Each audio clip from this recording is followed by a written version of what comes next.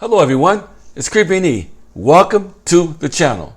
Hope everybody just having a wonderful and a great day and that you find yourself in the best of health and you are safe.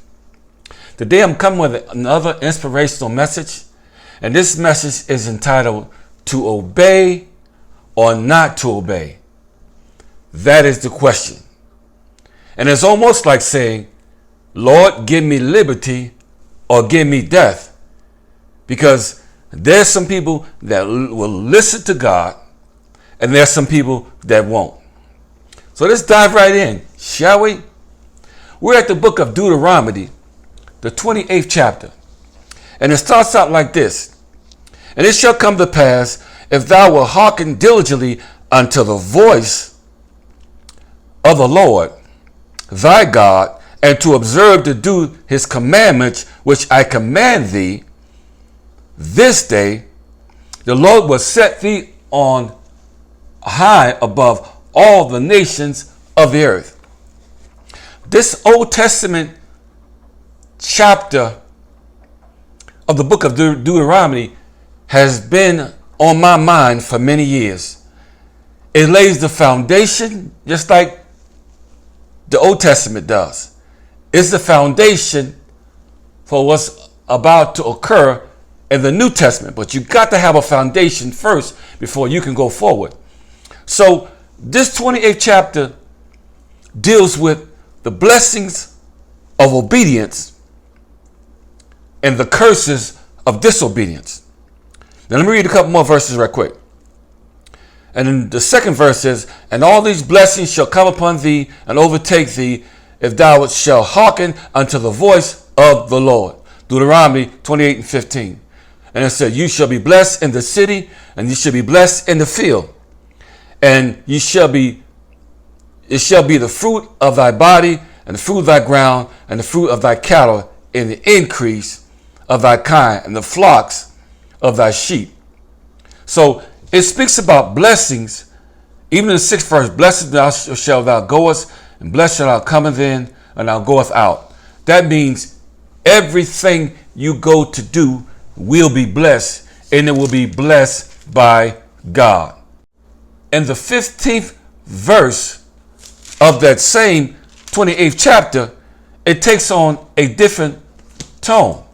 And it says, but it shall come to pass, if thou wilt not hearken unto the voice of the Lord, to observe to do all his commandments and his statutes, which he commanded thee this day, that all these curses shall come upon thee and overtake thee.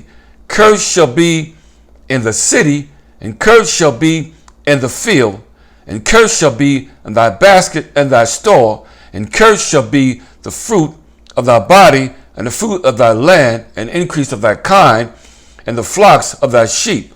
So basically, you've got to go into this chapter and read it for yourself, because it deals with blessings of obedience and blessings of disobedience.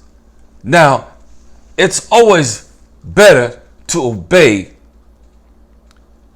than to have all of these curses and things overtake you. I was looking at some other chapters of the Bible that deal with disobedience and obedience, because they're completely two different words with two different meanings.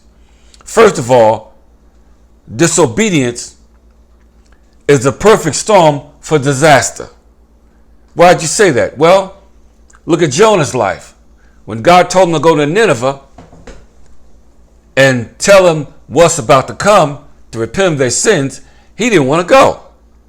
So he jumped on a ship, headed towards Tarshish, and did something totally, completely different than what God told him to do. So, since he wanted to do it his way, he ended up in the belly of the fish. And he's praying in a dark place. And it's kind of sad when God have to put us in a dark, dreadful place before we get on our knees and pray. That's terrible. The Bible said men should pray always and not to faint. So, Jonah learned a powerful lesson that God won't take no for an answer. Because after God finished letting him experience that terrible night in the belly of the fish, he allowed the fish to spit him out on the ocean, and he ran to do the bidding of God. Obedience. Now, obedience is one of the main courses for success, because it's better to obey God rather than man. So Jonah had a situation. Noah was spared, him and his whole family. Well, everybody else laughed at him while he built the ship. Some of you remember back in the book of Genesis, the great flood of Noah. Same thing happened to Luke, the physician, who was a fisherman as well, that was fishing in Luke 5. And he said, Lord, we toiled all night but caught nothing. Couldn't catch no fish, but that was his livelihood, to catch fish. Jesus told him to launch out into the deep. Come on out there, let me show you how to really catch some fish. So because of his obedience, he got more fish than he could handle, and he had to beckon to the other boats to come help bring the fish back. You see what happens when we simply obey God? It is a big difference. Okay, so we are God's children and the sheep of his pasture. And from time to time, it's just like when you chastise your children. Either they're going to listen to your advice or they're going to do it their way.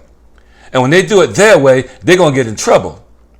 That's why another scripture in the Bible that said, despise not the chastening of the Lord, because God chastens him who he loveth. That means God wants to spend time with you to get you and get yourself together so that you can be on the right path. But we could continue to do it our way. It's going to be nothing but disaster. As per se, Jonah. So this ain't the only story. There's a lot of stories in the Bible that deals with obedience and disobedience. So I want you to take your time, maybe sometime this week, and go to the book of Deuteronomy and start at the 28th verse and read the whole entire chapter. There's a lot in there about blessings, curses, obedience, and disobedience. One thing about God that I discovered in life, that he won't take no for an answer. But sometimes God will let you go out on a deep end and let you fall completely on your face. And he's still there for you when you get up off the ground. But sometimes God's got to knock us and flip us and throw us before we come to our senses. Because sometimes we're hard-headed and we're disobedient children, and we just got to do it our way instead of doing it his way. And I discovered that God's way is the best way. God's plan is the best plan. So God won't have no problem disciplining us. And at times, in spite of what God's instructions may look like, because sometimes God will have us to do some of the weirdest things and have us to call some of our biggest enemies and just have a conversation. And we don't know where this is coming from, but if we do it, it brings upon blessings upon ourselves. So today, my brothers and sisters, it is to obey or not to obey. That is the question. And to not obey has some drastic complications. Because you ever heard somebody use the saying, it's complicated? Okay. It's going to get real complicated. We continue to just spend year after year disobeying God, not listening to anything that he has to say. Today, read the word for yourself, that God can begin to build a foundation in your life so you'll begin to walk in obedience and not disobedience. Let us pray. Father, we just thank you for just being able to hear your word today and being able to take a page of scripture from the book of Deuteronomy, the 28th chapter, and begin to see the blessings and know that it's better to walk in the blessing and not the curse. Show us your ways, God, for your ways are better than our ways and your thoughts are greater than our thoughts. Fill us up, teach us, bring us up, Give us to be that obedient servants that we may inherit the fruit of the land. And we just thank you in advance that we can hear your voice. For you said, my sheep hear my voice, and the other they will not follow.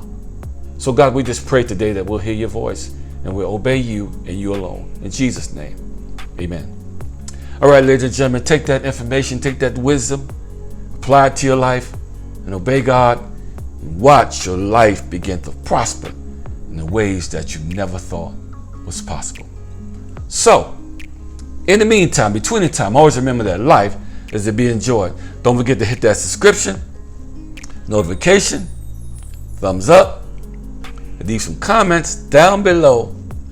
And remember, it's all about obeying God and walking in his path, then doing it your way. So until the next video, peace.